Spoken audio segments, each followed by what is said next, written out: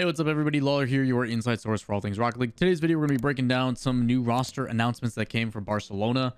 We also have some rumors about the former roster for Triple Trouble, or supposedly former roster for Triple Trouble, and where things are going in that direction, as well as you've got NA Grid going on later today. So we'll be breaking down the groups and telling you what to expect out of that. But before we get into that, as always, if you guys enjoy the content, make sure you guys give it a thumbs up, hit subscribe, turn on notifications, all that fun stuff.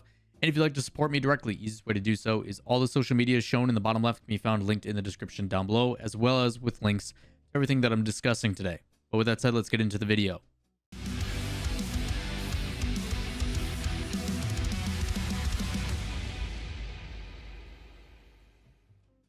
while back, Barcelona released one of their players, and Taz and Blurry were in the process of looking for a new third. Well, earlier yesterday, they ended up announcing who that person was. Barcelona ended up putting out a tweet that said, "We officially announced Nachitow as our third member of the Rocket League team. He joins Taz and Blurry under the coaching of King Kairos." Glad to see Nachitow still finding a new team, and this one's going to be pretty interesting because there is obviously a lot of roster changes that are coming with the next bit of information. Before we detail what that actually is, kind of something to keep in mind is the fact that right now, obviously, teams are trying to pursue top six. Top six are the teams that go to World Championship based upon the rankings.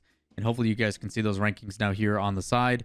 But at the end of all the splits, winter, spring, fall, etc., if you are not in the top six, you are not going to the World Championship. And there is some teams mathematically that no matter how well they do, or by being, I guess, just realistic about their results, there's the confirmation that they will not be making it. So you are going to probably see in the next trade window here a lot of the teams that are kind of in that 16 and below area really start to disband and kind of see rosters change up a little bit. So there might be a little bit of chaos when it comes to the roster changes and everything that happens here relatively in the next month or so, probably a little bit less than that. So just keep that in mind, just because teams are trying to obviously make that adjustment so they can have a better success story moving forward. And it's better to do it earlier than it is later.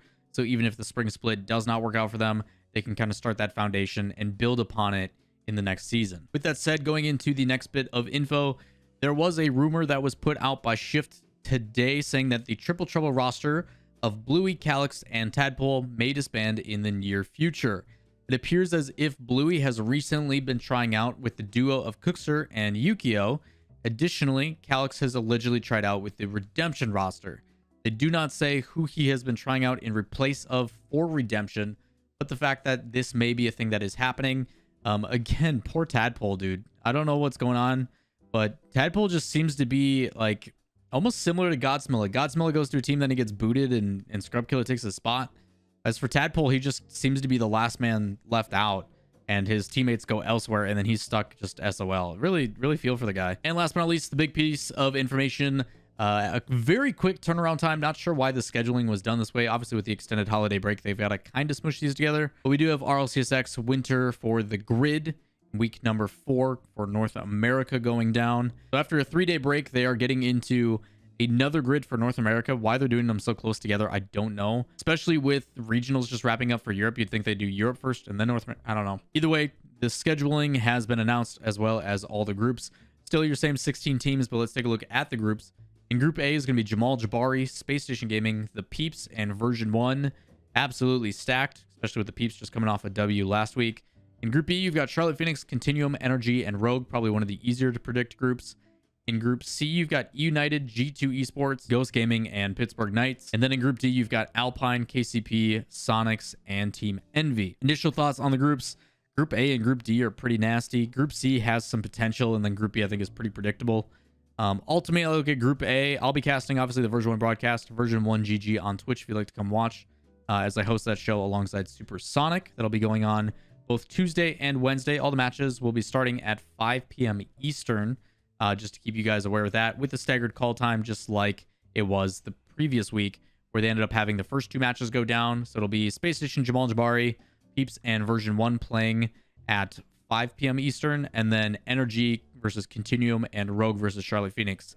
And then an hour after that, the second round will start for Group A and B, and then round 1 will start for Group C and D. Based upon my assumptions, obviously this is all just for seeding. There is no eliminations. Nobody's going home in the first day, but I look at Group A and I honestly don't know. I don't know if Peeps is going to have that same level of performance that they had recently. Obviously, a very talented team. I think AJ being on the East Coast has been absolutely dominant.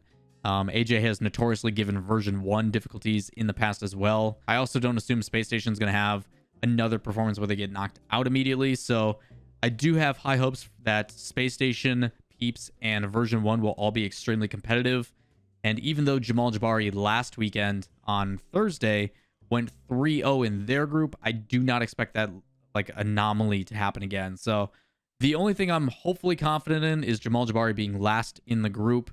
And then as for the other 3, maybe they all trade matches and it ends up everybody being 1 and 2 or something, or 2 and 1, or whatever the heck, however the heck it works out. But again, I look at this and I do feel like version 1 has a pretty good chance against Space Station if they play like they did last week. But the Peeps have always given them trouble. I will say version 1's newer playstyle that they've been focusing on does become a bit more disruptive, so it may not allow Peeps to do what they do best. But at the same time, Peeps is a really good team at adapting and playing the bump-heavy demo game. So that'll be interesting. I think version 1 Peeps is probably the one I'm looking forward to the most. And that's actually the first match of the day. So come join us over at twitch.tv/version1gg. We'll be hyping that one up starting at 5 p.m. Eastern. Up next, you got Group B, and pretty straightforward, I think, of this one. Energy 1, Rogue 2. Maybe Rogue 1, depending on how they've been playing, but I don't think Energy is going to continue to sit aside on this one. They've also got a pretty good warm-up match. Both rosters actually do. I think Energy should be continuing pretty easy, and Rogue should be Charlotte Phoenix pretty easy. Just a matter of who you think is going to take that 3rd place and 4th place spot between Charlotte Phoenix and Continuum. I think Continuum will probably take 3rd, even with Bob. They have put up a pretty good fight as of late. But Charlotte Phoenix, again, also has moments where they look really, really good. So at this point, the only thing I'm looking at Group B is who's going to take 3rd between Continuum and Charlotte Phoenix, because that does make a pretty big deal for the seeding in day 2. On to Group C, you got United, G2, Ghost, and Pittsburgh Knights.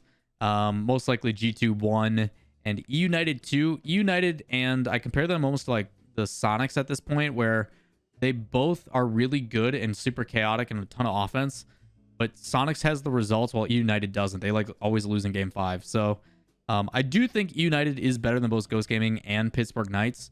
And if I had to predict, it would be G2 1, United 2, Pittsburgh Knights 3, Ghost Gaming 4. Although Ghost Gaming tends to put up a pretty good fight as well. But I'll probably go, God, I don't know. Yeah, we'll stick with that. We'll stick with G2 1, United 2, PK 3, Ghost Gaming 4. As for Group D, Envy, Sonics, KCP, and Alpine, I'm thinking Envy 1. Sonics has been looking pretty dang good lately. I'll put Sonics 2, Alpine 3, KCP 4.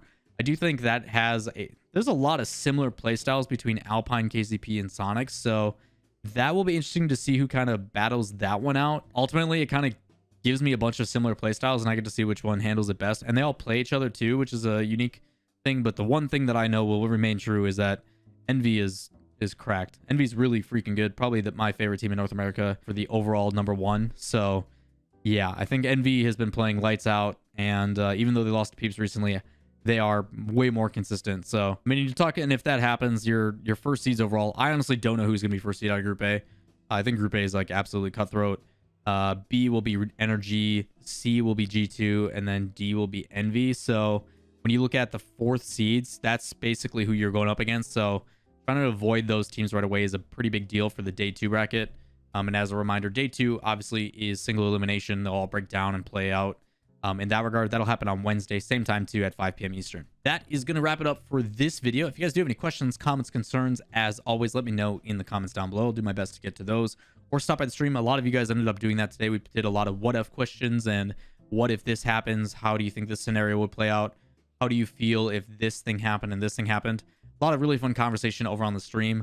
I usually don't stream on Tuesdays, so probably no stream for me today. I'll be prepping for the matches because I have to host the show and kind of going through the run of show and tech rehearsals and stuff. But again, if you do want to come hang out, come join us on the Twitch channel. Check out all the social media links down in the description, and we'll catch you next time.